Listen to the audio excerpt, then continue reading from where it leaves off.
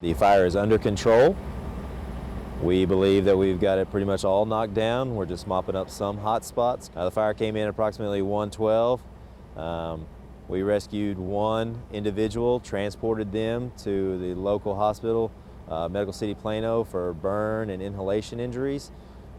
We've also had 4 firefighters that were injured and transported to local hospitals. They were released. These were all minor injuries. There were some units that we felt like we couldn't save, and we wanted to make sure that we saved the rest of the facility. Once we realized that the building was compromised structurally due to fire and a lot of water damage, that we moved our firefighters back to an area of safe refuge so we could fight the fire from there, and then we hit the fire from the aerials. Currently, it's our estimation that we have 62 units affected.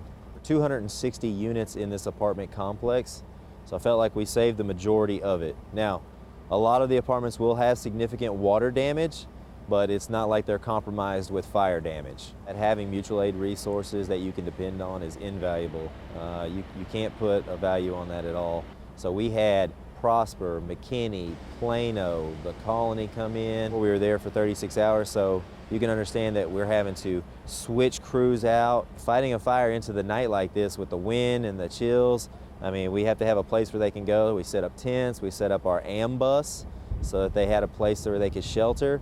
But the crews were just being switched out about every 30 minutes.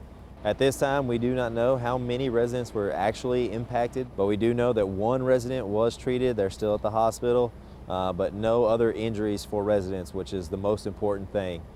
I understand that people are displaced, and we want to get those people taken care of as well. And luckily, as a community, we've come together. We have a bunch of warming stations, a bunch of areas where people can seek shelter, have places to stay, have places to get food and water. Currently, the residents aren't allowed back in the building. We have to figure out if it's structurally sound for them to be in the building. We don't want to have any incidents where a building collapses and then we have to do rescues.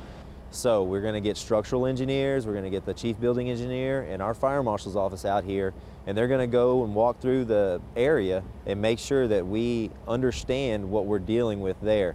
Once they come up with a game plan, we'll definitely let all the residents know and the property manager know when residents can come in and get their things. So at this time, the cause is under investigation. Once we can get into the building and make sure it's structurally sound, they'll be doing a full investigation with the fire marshal's office.